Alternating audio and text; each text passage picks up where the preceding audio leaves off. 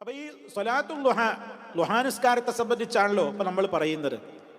2 റക്അത്താണ് ആ ളുഹാ നമസ്കാരം. അതിനേക്കാൾ അധികരിപ്പിച്ചുകൊണ്ടും ഒരാൾക്ക് നിർവഹിക്കാം. ളുഹായുടെ സമയം ആരംഭിക്കുന്നത് എപ്പോഴാ? സൂര്യൻ ഉദിച്ചു കഴിഞ്ഞ് ഒരു 15 മിനിറ്റെങ്കിലും മിനിമം കഴിഞ്ഞാൽ ളുഹായുടെ സമയമായി. ളുഹായുടെ സമയമായി 15 മിനിറ്റ് കഴിഞ്ഞാൽ സൂര്യൻ ഉദിച്ചിട്ട് കേട്ടോ. അപ്പൊ കലണ്ടറിൽ രേഖപ്പെടുത്തിയിട്ടുണ്ടാകും ഷുറൂഖ്. ഷുറൂഖ് എന്ന് പറഞ്ഞാൽ സൂര്യോദയത്തിന്റെ സമയമാണ്. ആ സമയം കഴിഞ്ഞ ഉടനെ അല്ല ഇത് നിസ്കരിക്കേണ്ടത്. ഷുറൂഖ് എന്ന് കാണിക്കുന്ന സമയവും പിന്നിട്ട് ഒരു 15 മിനിറ്റ് 20 മിനിറ്റ് ആയാൽ ഏറ്റവും ഉത്തമമായി. ആ സമയം കഴിഞ്ഞാൽ പിന്നെ ഏതായി? ളുഹായുടെ സമയം ആരംഭിച്ചു.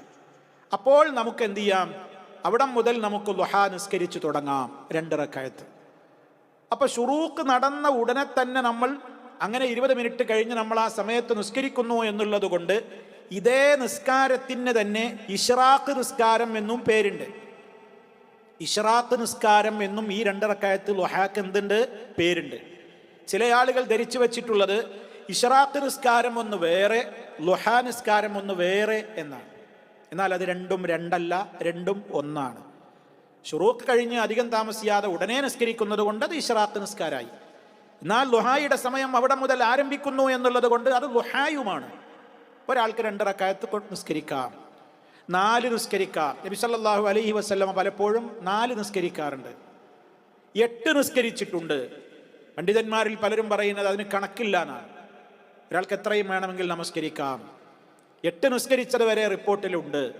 അപ്പൊ 8 നമസ്കാരം നബി സല്ലല്ലാഹു അലൈഹി വസല്ലമ ഒരിക്കൽ 8 നമസ്കരിക്കുന്നത് കണ്ടു എന്ന് നമുക്ക് ചില റിപ്പോർട്ടുകളിൽ കാണാൻ സാധിക്കും. അങ്ങനെയൊക്കെ ആ വിഷയത്തിൽ പണ്ഡിത ലോകത്ത് വ്യത്യസ്തങ്ങളായ വീക്ഷണ വ്യത്യാസങ്ങൾ ഉണ്ട്. എന്നാൽ ചിലരൊക്കെ 8 റക്അത്തേ ഉള്ളൂ, സ്വലാത്തുൽ ളുഹ അത്രയേ ഉള്ളൂ എന്ന് അഭിപ്രായപ്പെട്ടവരെയും നമുക്ക് കാണാൻ സാധിക്കും. അതെന്തിൻ്റെ അടിസ്ഥാനത്തിലാണ് എന്ന് ഞാൻ നേരത്തെ പറഞ്ഞതുപോലെ നബി സല്ലല്ലാഹു അലൈഹി വസല്ലമ ഒരിക്കൽ നമസ്കരിച്ചത് ഒരു സഹാബ വനിത കണ്ടത് 8 റക്അത്ത് നമസ്കരിക്കുന്നത് കൊണ്ടാണ്. അതുകൊണ്ടാണ് ആ വീക്ഷണം ചില പണ്ഡിതന്മാർ രേഖപ്പെടുത്തിയത്. ഏതായാലും നബി സല്ലല്ലാഹു അലൈഹി വസല്ലമ ഈ നമസ്കാരത്തെ നമുക്ക് ഏറ്റവും ശ്രേഷ്ഠകരമായത് ഈ നമസ്കാരം ആദ്യഘട്ടത്തിൽ നിർവഹിക്കാതെ ചൂട് നന്നായി കഠിനമാകുന്ന അവസരത്തിലേക്ക് നീട്ടിവെക്കലാണ്. നബി സല്ലല്ലാഹു അലൈഹി വസല്ലം പറഞ്ഞല്ലോ, സ്വലാത്തുൽ അവ്വാബീന ഹീന തർമുൽ ഫിസാലു. ഒരു ഹദീസിൽ നമുക്ക് ഇപ്രകാരം കാണാൻ സാധിക്കും. അവ്വാബീങ്ങളുടെ നമസ്കാരം കണ്ടോ, അവ്വാബീങ്ങളുടെ നമസ്കാരം. അപ്പൊ അതും നമ്മൾ വേറെ മനസ്സിലാക്കണം. അവ്വാബ് നിസ്കാരം എന്ന് പറഞ്ഞിട്ട് ഒരു നിസ്കാരം ഇഷാ മഗ്രിബിന്റെ ഇടയിൽ 6 റക്അത്ത് ഉണ്ട് എന്നിട്ട് അതിന്റെ പ്രാധാന്യവും പ്രത്യേകതയൊക്കെ ചില ആളുകൾ പറയാറുണ്ട്.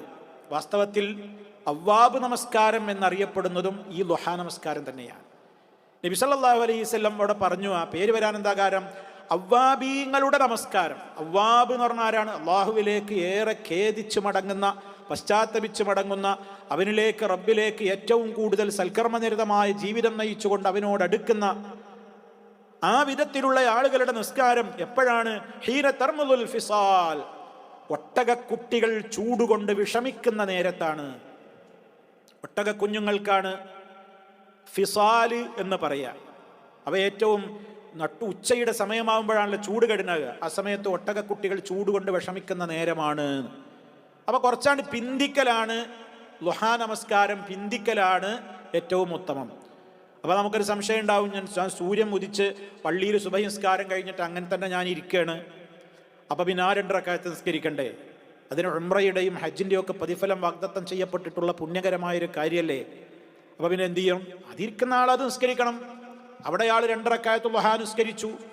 ആ നിസ്കാരം കഴിഞ്ഞാലും പിന്നെയും ഇദ്ദേഹത്തിന് എന്ത് ചെയ്യാം? പിന്നെയും ഉണ്ടല്ലോ, വീണ്ടും അദ്ദേഹത്തിന് 2 തവണയായി 2 അവസരങ്ങളിലായി ളുഹായുടെ ഉദ്ദേശത്തോടു കൂടി പല അവസരങ്ങളിൽ നമുക്ക് ഈ സമയത്തിൻ്റെ ഇടക്ക് നിർവഹിക്കുന്നതിന് തെറ്റൊന്നുമില്ല.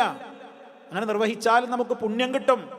അപ്പം അതുകൊണ്ട് ആ സമയത്തേക്കും നമ്മൾ ആ സമയത്ത് നിസ്കരിക്കൽ ഏറ്റവും കൂടുതൽ പ്രാധാന്യമുള്ള ഒരു സമയമായി നബി സല്ലല്ലാഹു അലൈഹി വസല്ലമ നമുക്ക് പഠിപ്പിച്ചിരുന്നിരിക്കുകയാണ്. അപ്പോൾ ളുഹാ നിസ്കാരം അത് കുറച്ചും കൂടിയൊക്കെ ഒന്ന് വെയിൽ നല്ലോണം ചൂടായിട്ട് ആ സമയത്ത് നിസ്കരിക്കലാണ് ഏറ്റവും ശ്രേഷ്ഠകരമായ കാര്യം എന്നുകൂടി നമുക്ക് ഇതിൽ നിന്ന് മനസ്സിലാക്കുവാൻ സാധിക്കും. ഇനി നമുക്ക് പിന്നെ ഹദീസിലേക്ക് അടുത്ത ഭാഗം, ആ ഭാഗത്ത് നമ്മൾ പറഞ്ഞു നബി സല്ലല്ലാഹു അലൈഹി വസല്ലമ, ഇനി വായിക്കാനുള്ള ഹദീസ് ഒരല്പം ദീർഘമായ ഹദീസാണ്, ഞാനിപ്പോൾ വായിച്ച ഹദീസ്. അത് നമുക്ക് അടുത്ത ക്ലാസ്സിൽ വായിക്കാം. അതിൻ്റെ ശേഷമുള്ളൊരു ഹദീസ് ഇപ്പോൾ വായിക്കുകയാണ്. അതായത് ആയിഷ റളിയല്ലാഹു അൻഹാ ഖാലത്ത് കാന റസൂലുള്ളാഹി സ്വല്ലല്ലാഹു അലൈഹി വസല്ലം യുസല്ലി ളുഹാ അർബഅൻ വയസീദു മാ ഷാ അല്ലാഹ് റവാഹു മുസ്ലിം. ആയിഷ റളിയല്ലാഹു തആല അൻഹ പറയാണ്, നബി സല്ലല്ലാഹു അലൈഹി വസല്ലമ ളുഹാ നമസ്കരിക്കാറുണ്ട്, അർബഅൻ 4 റക്അത്ത് നമസ്കരിക്കാറുണ്ട്. ചില ഘട്ടങ്ങളിൽ അവിടെ 4 റക്അത്ത് നമസ്കരിക്കും. ഇനി അടുത്ത വാചകം നോക്കൂ, വയസീദു മാ ഷാ അല്ലാഹു, അല്ലാഹു ഉദ്ദേശിക്കുന്ന അത്ര അവിടുന്ന് വർദ്ധിപ്പിക്കുകയും ചെയ്യുന്നു. 4 മാത്രമല്ല, ചിലപ്പോൾ അതിലപ്പുറം അള്ളാഹു എത്രയാണോ ഉദ്ദേശിക്കുന്നത് അള്ളാഹു ഉദ്ദേശിക്കുന്ന അത്ര വർദ്ധിപ്പിക്കുകയും ചെയ്യും. അപ്പോൾ ഇതിൻ്റെ അടിസ്ഥാനത്തിലാണ് എത്രയും നമുക്ക് സൗകര്യത്തിനനുസരിച്ച് നമുക്ക് നിസ്കരിക്കാം എന്ന് പണ്ഡിതന്മാർ അഭിപ്രായപ്പെട്ടത്. റവാഹു മുസ്ലിം.